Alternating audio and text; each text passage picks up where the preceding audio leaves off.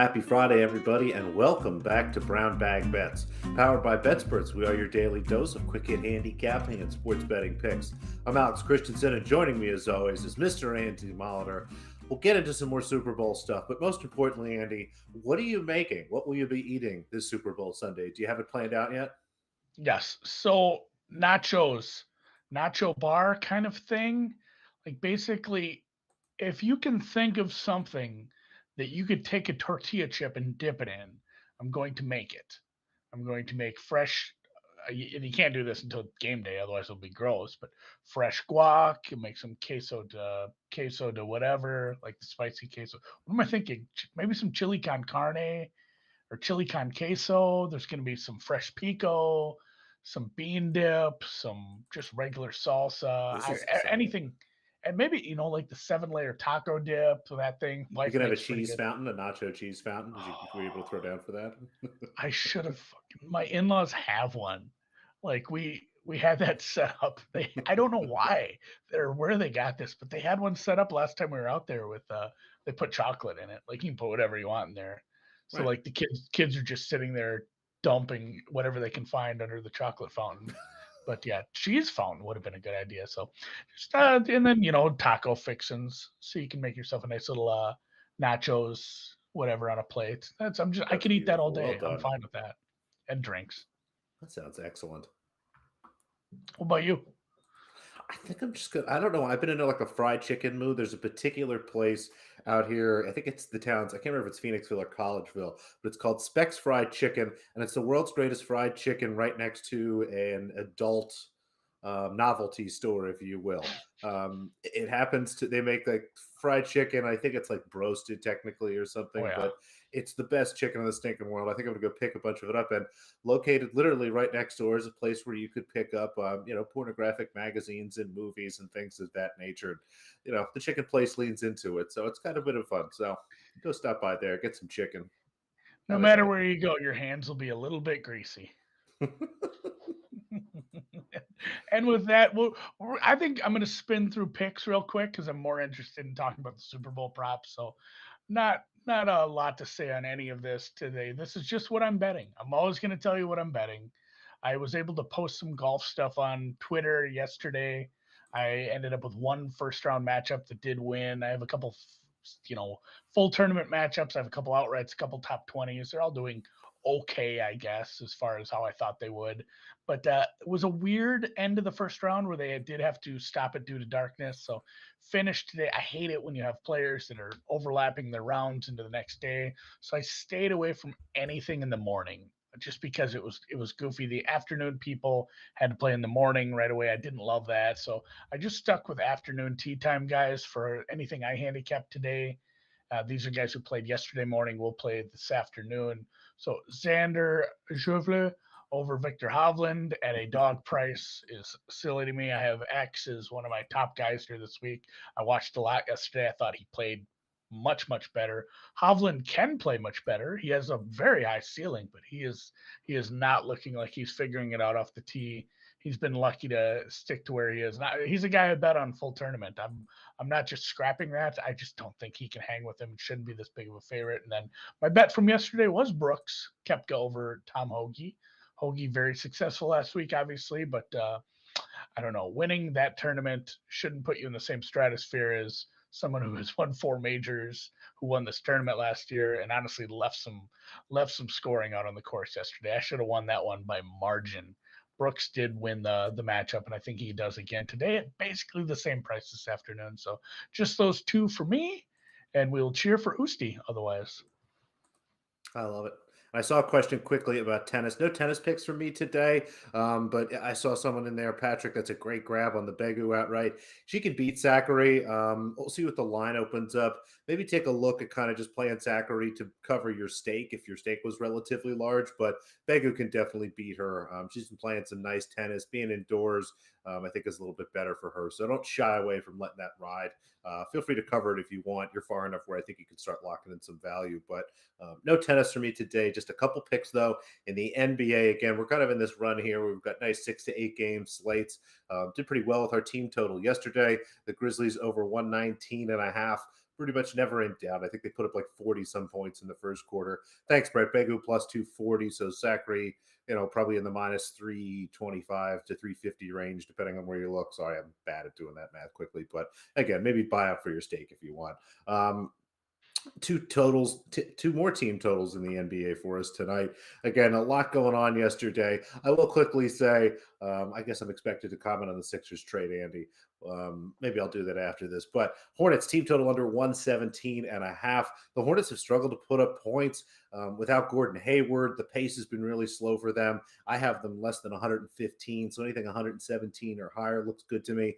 The Timberwolves, one of the better offenses in the NBA, going up against what's been one of the worst defenses in the NBA in the Chicago Bulls. Sorry, Andy. Without Caruso, without Ball, it's just really tough for these guys to stop anybody. So we'll go Hornets team total under, Timberwolves team total over. And I guess my official take on the James Harden trade is I give like a B. I really wish we could have found some way to keep Seth Curry. Having that extra shooter, it would have been really nice. But at the end of the day, we traded Ben Simmons. We got someone back who could be a superstar.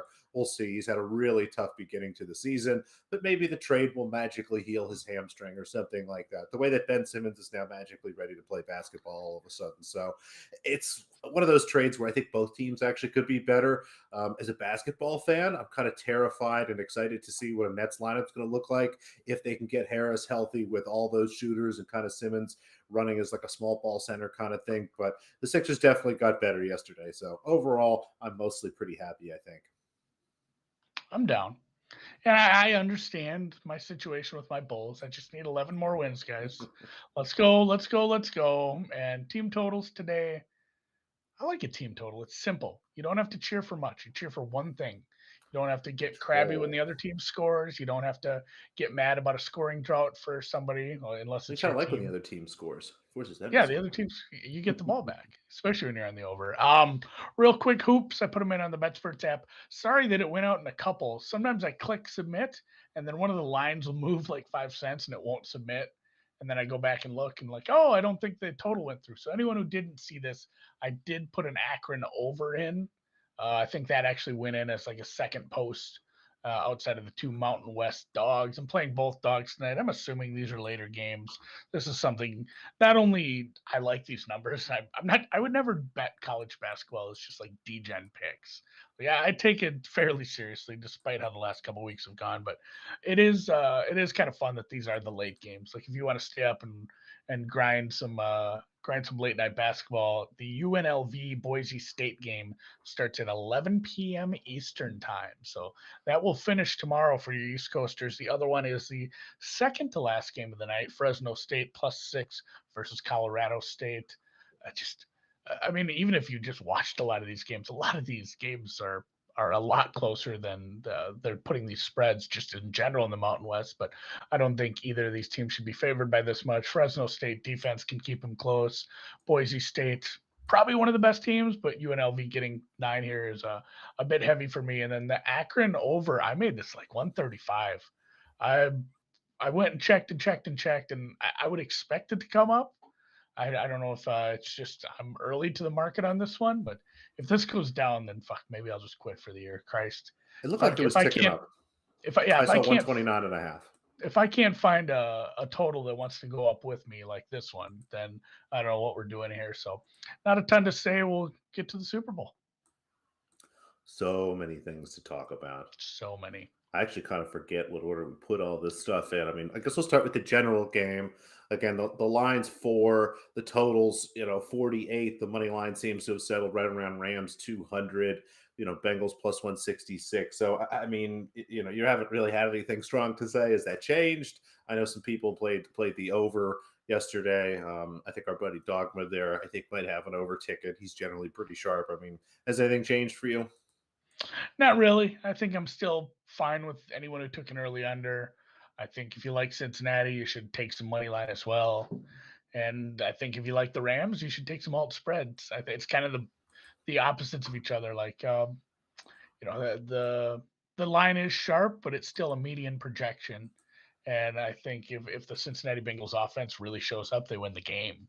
And if it doesn't, the Rams might win by 30. So definitely look at alt spreads or the money line on the Bengals. And other than that, it's prop life, isn't it?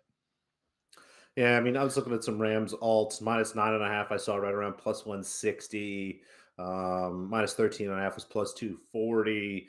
And then Bengals, if you actually wanted to go the other way, like Bengals minus 2.5, or I'm sorry, Bengals minus 3 was plus 225 was kind of my favorite look there. But there's a lot of alt spreads around. I think it is a good way to go. I feel like some of these were ones you talked about last week, but it's not wrong to rehash this. I think the tie or the 0-0 exact score was one I might have uh, kind of talked you into there as we got talking about it. That's like the bonanza Oh, I because didn't need much then you win much of a everything. push there. Yeah, it wasn't a strong arm twist, but yeah, the first quarter under, the first quarter tie, the first quarter being the lowest scoring quarter, the 0-0. We went all over all that, and I've talked to other people about that. Honestly, Drew brought that up the other day too. But the interesting one here on this card is third quarter points over first quarter points. I like that a lot. Yeah, I talked about a lot of the first quarter unders. I know the 0-0 is something we were waiting for. Found a 10-1 there. Again, most of these you can find pretty close to these prices, a lot of regulated books.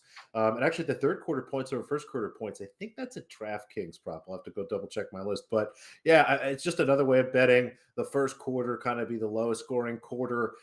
They seem to be pairing these two up. You go back and look. Again, things could be a little clunky to start the third quarter, but these are generally pretty sharp coaches. You've seen them make adjustments in halftime and things, and I think they'll actually make use of that extra time. And again, if I think the first quarter is going to be super low scoring, I think the third quarter in general is where you start to see some points. So at minus 120, that looked pretty good to me. Again, a pretty soft handicap on all this stuff. Did you have a strong feeling either way? It sounded like you liked it. I like first quarter unders in the Super Bowl in general, and I like that other one, especially the third quarter. Once Yeah. you get that low scoring first quarter, and then you can just sit there and wait for it. It'd be nice to be sitting on all that money and just knowing like if you do hit the bonanza and it's 0-0, knowing that like what you got to push at worst. I'm guessing that wasn't a three-way market. I'm assuming. No, I think it was listed exact score 0-0, and there was a bunch of scores. No. I mean Um, the third quarter oh, over the first quarter. That oh wasn't yeah, no, like that was third just a quarter, two-way first quarter market. tie. Yeah, Just two-way yeah. market, so you're sitting on a push if you had a scoreless third quarter. So you're just waiting for somebody to get within field goal range and somebody to cash that for you. Here's one I brought up last week: the defensive MVP 9-1. This was the one where I was like, man, it feels like there's a really decent chance that Donald or Von Miller could get this. But those numbers are getting beat up because a lot of people are getting on that train.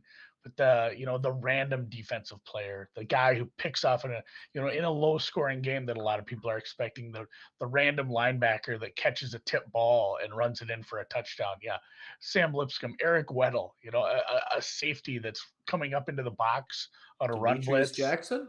Yeah, just some Is that guy the who's Buccaneers guy name? yeah. There's been What there's was been that some guy's name? randos that have, and not that Eric Weddle's a rando. He's a big name. He's been around forever. This is his last game ever, but he's up in the box on a run blitz, and the ball's tipped to the line, and he just is the right place, right time, and runs it in. Like having this defensive MVP would feel pretty good. Dexter Jackson, Larry Dexter Brown, yeah, Dan. Jackson. Thank you. Dexter Jackson, that was the one. I knew the Larry Brown's an easy one. Dexter Jackson was a tough pull. So Not that Larry defense Brown. defensive MVP 9-1. I like that quite a bit. Your thoughts on the sack props then? Is that mostly Yeah, just it's what predicated off the Rams? it's a lot of it's predicated off the Rams. The over 5.5 at plus 100 look kind of appealing. I thought that should have been closer to me, like minus 120, minus 125. I'll definitely play the Rams over sacks prop. Again, we know that the Bengals offensive line is, basically kind of just awful. I think there's a good chance we see some sacks. If you look at the individual sack prices, they're kind of wacky. I mean, Donald to have a sack is anywhere between like minus 180 to minus 200. Von Miller's right around like minus 170. Even somebody like Leonard Floyd, is pretty rough odds here. So take the Rams over 3.5 sacks here, probably over 5.5 sacks. And what seems to be a game where there's going to be a lot of turnovers, over 1.5 interceptions. We know Stafford is not afraid of throwing into coverage. We saw Burrow, not again, kind of same thing when he has to push the ball, trying to hit some of those windows. And we know that we have active cornerbacks here. I mean, the Rams have some of the best cornerbacks in the league. The Bengals in general, the last couple of weeks we've seen they put a lot of pressure defensively on with the few decent linemen they have, and the cornerbacks have been doing a little bit better. So in a game where I think the ball's going to be in the air here, defensive MVP, anytime defensive touchdown, I'm just, we're going to go over sacks and over some of these turnover bets. I didn't necessarily love fumbles. I went back and looked. These teams actually hold on to the ball pretty well once they have it. But there's been a lot of picks both ways here. I've seen that too. Like fumble recoveries are even harder because the ball. I don't know if you guys know the ball's shaped funny, and fumble They're real recoveries funny. are so random. Like fumbles is tough too. I did look at that. It's if you have teams that don't fumble a lot, and those are super hard to predict. I think interceptions are maybe a little more predictive with the amount of times somebody's going to be throwing the ball. Non-quarterback MVP plus 210. This is whenever you see someone talking about something and you think that's a dumb fucking bet, you go try to find the opposite. This is one I had on my list as well because I seen someone talking about like, should I just bet Burrow and Stafford to win the MVP? And people they see 2+ numbers and they assume if you bet them both, it's still just a plus number. 2+ numbers Dutch is often not. And I'm not saying laying juice for a quarterback to win the MVP is a bad idea per se. It happens quite often, but boy, you are laying way more juice than you think when you bet two props that are extremely they're negatively correlated. They cannot both happen. They're not going to give co-MVP to the losing quarterback. So yeah, there's only one of those can happen. You're hedging the minute you make your bet, you're already hedging. So when you look at that, I like to look at the opposite side of that. Non-quarterback MVP 2-1 is kind of nice there. And then of course the throw over 2.5 players throw a touchdown. Yeah, this is fun. I like all these kind of quarterback props. This is stuff I've been waiting for and looking. Like a non-quarterback MVP. When you go back and kind of put everyone together, I get a little bit lower number than this. I think you're actually getting a little bit of value here, lumping it all together at plus 210. Even if you go through and especially when you go through and kind of pick the best prices from a whole bunch of different places. Again, plus 210 looks like a nice number. I'm trying to remember where I found this. This was just at one particular place. MGM, I think, actually has that one. And then the rest of these, you can find these at a lot of different places, and the variations are interesting. So it looks like there's either over 2.5 players to throw a pass, which is plus money, and then over 2.5 players to throw a touchdown, plus 800. We know both of these teams we talked about a little bit. I mean, the Rams have a bunch of guys that have thrown the ball in the past. We've seen them do it even this playoffs. I believe Beckham Jr. already has a touchdown pass. We'll see, what kind of the Bengals can do on their side, but we know that Chase was a quarterback and knows how to throw the ball from, when he played in high school. So we see it. I mean, it's the Super Bowl, to quote the incredible Dan Fouts, it's the last game of the year, Andy. You can't hold anything back. So I think we'll see a lot of creativity. That was a Mud Bowl, to be fair, or the Bourbon Bowl. That was the Bourbon Bowl. Thank you very much. It was the Mud Dogs. It's the Mud Dogs. Yeah, there we go. In the Bourbon Bowl. So I like both of those. Any quarterback 4+ touchdowns. I think that, if we start to see this game get a little bit out of hand, we know what Burrow's going to do. I thought about just playing Burrow, honestly, to throw 4+ touchdowns, but plus 400 for either one of them looks good. If the Bengals get out ahead, we'll see the Rams start to sling. I think there's a decent chance that, again, if you think Burrow's going to play well here, you go back and look. The Bengals just throw the ball, even when they're ahead. So they keep pressing, they keep pushing. And then, passing yards, Burrow over Stafford. Again, kind of just made a case for that a little bit there. I looked at maybe completions. I looked at attempts. I think anything like that. But passing yards look the best to me. Again, when push comes to shove, the Rams would rather run the ball a little bit more than they'd rather pass. I think the Bengals are just going to be throwing the ball pretty much all game. It's so hard to run with that line against this defense they're facing. Talk to Drew and Will Brinson the other day about that a little too. Like they don't tend to change. Like McVay doesn't change who he is based even on games with game state changing. Sometimes he's not a tendency changer. He's going to stick with his tendencies. And I mean, you're absolutely right in that regard. I did get a reply to one of our tweets. I think it was just like the show the other day, and someone posted a picture from a prop. And it said, will a non-rostered quarterback throw a touchdown pass? Which, again, it's like what I talked about yesterday with the ambiguity of this. So, like, when I read this, it reads like somebody who's not on the team to throw a touchdown pass, like a referee. or a fucking coach. What is that? Non-rostered quarterback. I think they are trying to say someone who is not rostered on the roster listed as a quarterback. Like they should have just said someone who's not a quarterback throws a touchdown pass. But they've really phrased it funny. So again, double check these. But the screenshot he sent me was 15-1. So I might have to ask him where he found that because it's basically and this was the other day. It might have been bet Yeah. down already. But I'm gonna definitely look into that because I enjoy those a lot. Yeah, it makes no sense. And you guys in the chat are right. FanDuel, God bless them, they're one of my favorite books as far as the legals, just because of their offerings. But their UI has gotten worse somehow with all the side scrolling. Nobody wants to side scroll. Like you can't side scroll on your mouse. You have to go up there and move the bar across to go find all the things for golf now. It's been rough with some of that. So hopefully they can figure that out. Email them, give them feedback. Hopefully they listen to people because it does stink. And every single book in the world is doing a horrible job of organizing their prop bets. I think, like just in general, it's super rough. There need to be better search functions across the board. And with that, after that rant, we'll just go into the first touchdown bets, huh? So many first touchdown bets. And again, something I meant to touch on when we kind of started this.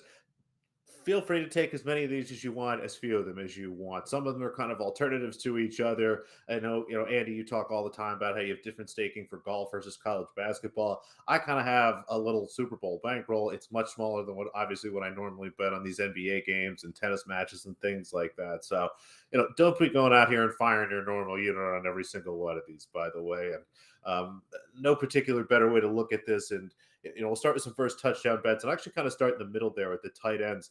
This one's a little interesting. Uzuma and Higbee, if you look around, you can find them at 20-1 or better a couple places. But if you can't, a few books are offering any tight end at 5-1. When you take Uzma, you put him together with Higbee as well as Kendall Blanton from the Rams, who was also someone I kind of looked at and thought about playing individually. You put them all together, it's tough to get to 5-1, especially unless you have kind of 10 different books and you can spread it around a little bit. So again, that's bet Uzma and Higbee at 20-1, or look for the first touchdown any tight end kind of prop there. And you also and then back at the top here. Now, if Jefferson is someone I was planning on betting, but we also have a very important angle here, Andy. Significant other karma is involved. And I think that this is a very important force in the world. As some of you might remember, some time ago, Adrian Peterson was not allowed to play football because it turns out he hit his kid with a switch a few times. And, that's a bad thing. Don't hate your kids, people. Before that year, I had the number one pick in my fantasy draft league, and I didn't really know what to do. I think it was Jamal Charles or Adrian Peterson. Anyway, the way I figured this out was the night before the draft, I showed my girlfriend at the time a picture of Adrian Peterson and a picture of Jamal Charles. She looked right at Adrian Peterson and said, "Not him. I don't trust him. He has a weird face." Literally, like 2 days later, that story comes out. I have tons of stories about this. My mom, if I take her to a Phillies game, more often than not, the Phillies win, which you might roll your eyes at, but the Phillies are terrible. I think they've only had a winning season like 4 or 5 times in my 33 years on Earth, and we go more on losing seasons. So I believe in this, and in particular today, producer Dan's fiance, given the opportunity to pick any particular name, ended with Van Jefferson. So what do you think, Andy? I mean, we have to bet it, right? I mean, yeah, like It's even a decent number. my high school. I'm telling on them, and it's not like they're the only people in the world that gamble illegally. But my high school teachers, they all did a March Madness bracket, and like every year, the art teacher who didn't understand basketball would just pick based on like the color of the jerseys and shit, and she'd always do well. Like there is something to be said for weird things happening in big tournaments, big games like this. So I'm down with the Van Jefferson gets looks. Like It the guy is. It's a does get decent looks. I number. bet him quite a bit. We'll grab the quarterbacks at 40-1. This was a number one, another one where there was a combined price that I think was for quarterback right around 20-1, pretty much the same as lumping these two together. Again, feel free to do that or the singles. I talked about the tight ends. And then some books are offering, there's kind of a couple ways to do this. You could bet first touchdown, defense or special teams, which is, plus 1,800 or so, a lot of places. And then one particular book, I believe that's MGM, has it listed.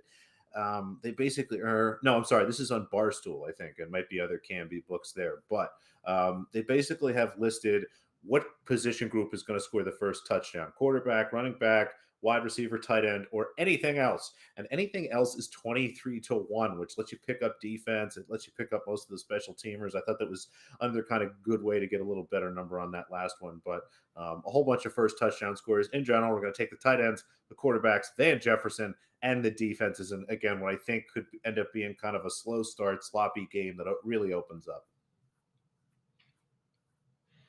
I'm a tight end guy. I'm just betting the tight ends. I will bet first touchdown any tight end. I brought that up, like, I need these markets during every primetime game during the season. I Right. brought this up during the playoffs. I said, because the big joke in the golf Slack channel is like betting on the white tight end every week. Like, find a Caucasian tight end and bet him. And like, the thing is, like, it just started working. Like, it worked a bunch, Jeff and Swain, yeah, we Jack were Doyle, joking. We joke around that, and yeah, Mark Drew Sample. Andrews, There you go. And I mean, just in general, I do enjoy the tight end George prices. Kittle, I don't think they're proper most of the time. So Travis Kelce. I think there's always value on those. I said that why can't there just be a price on the first touchdown is scored by a tight end?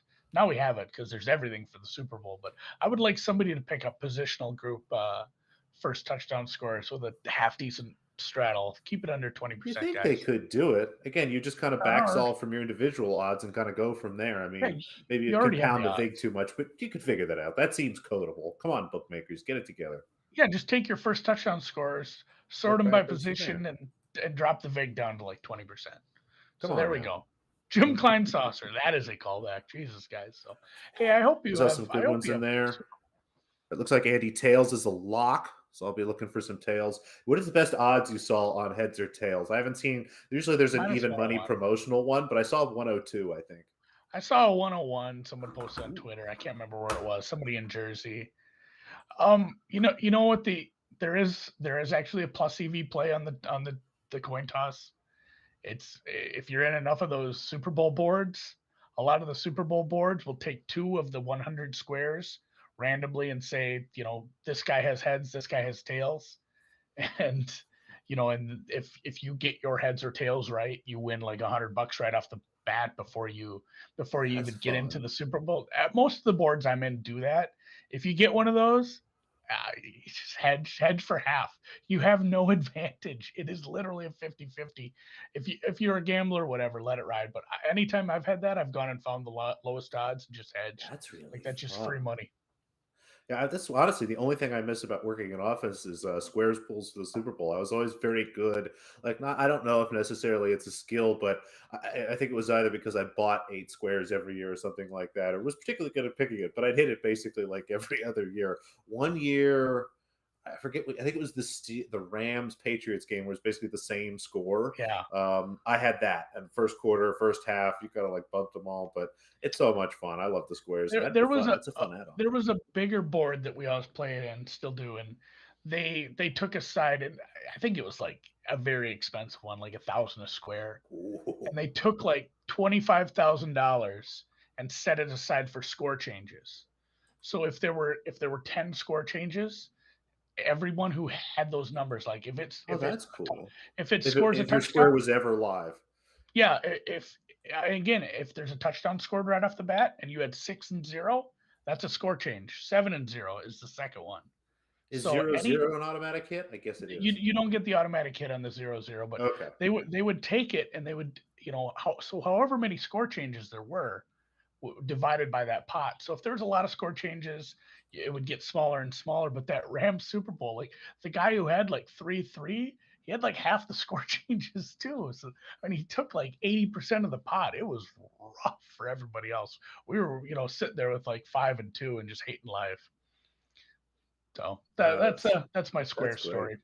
I love that. I mean, the Otherwise, creativity of this stuff is fantastic. That's one of the other I, things. People really get I into do it. I I guess they do have a enjoy couple those. weeks, and you get people who generally aren't doing this stuff doing it. It's pretty great.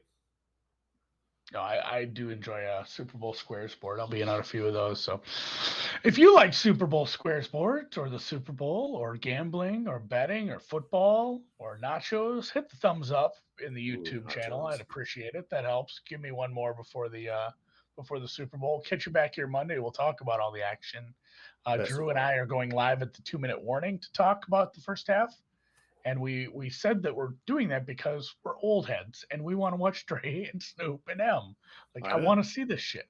I'm 37 years old. These are my guys. I want to see them. So I'm not missing That's what we halftime. grew up with. Yeah, we're gonna come back on the air after they're done singing and then talk some more. So, all right, guys, we'll see you then.